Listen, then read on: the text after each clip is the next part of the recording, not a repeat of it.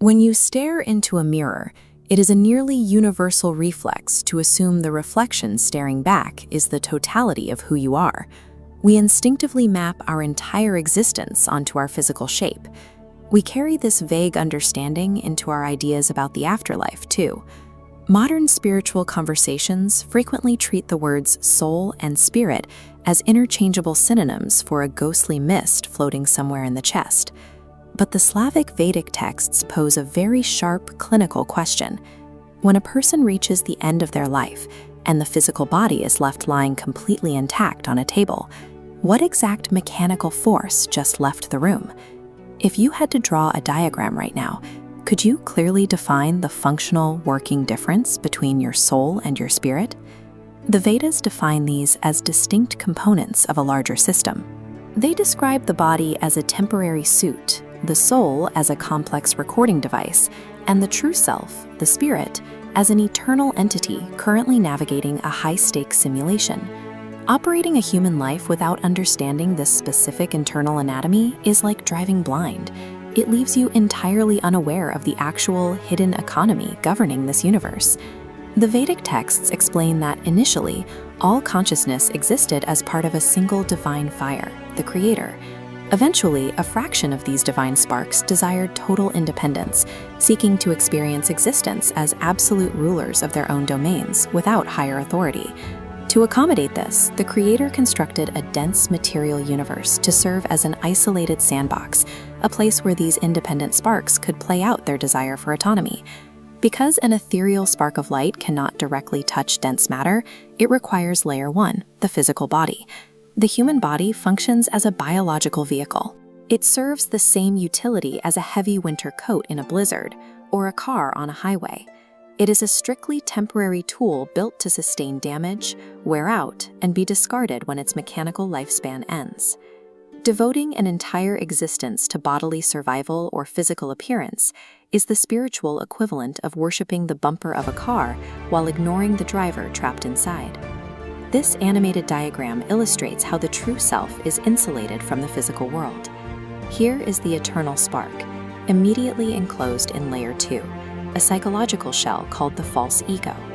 The false ego induces a localized hallucination, forcing the eternal spark to forget its divine origin and identify with the physical body.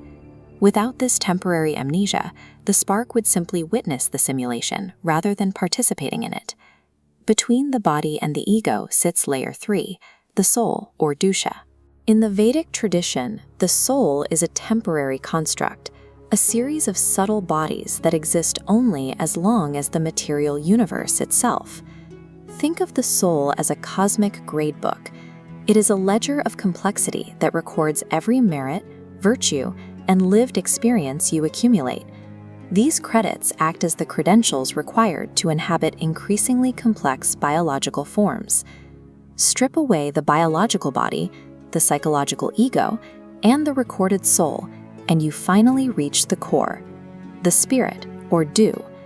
This is the self-illuminating, eternal spark of the Creator. The soul provides the credentials. The spirit is the eternal player holding the controller. This sandbox universe contains dark entities that lack their own connection to the Creator. Unable to generate their own spiritual power, they must acquire it from humans. They acquire this energy through voluntary transaction, offering temporary earthly wealth or fame in exchange for the human soul. When a person accepts this trade, they lose their soul, their entire accumulated ledger of merits. While the eternal spirit itself cannot be destroyed, it is left without its operating data.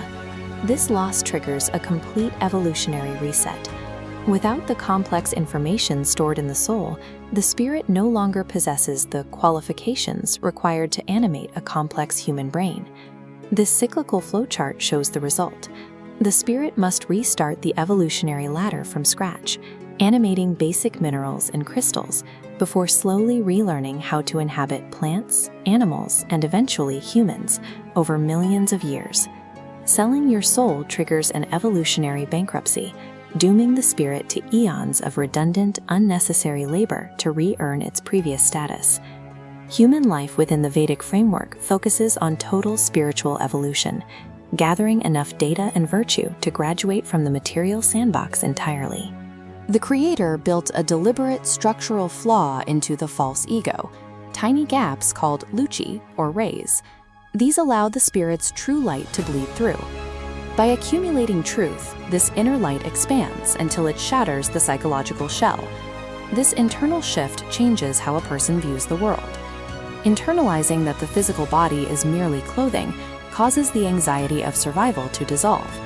Your primary responsibility becomes protecting the wisdom your soul has painstakingly recorded and using that data to navigate your way back to the source.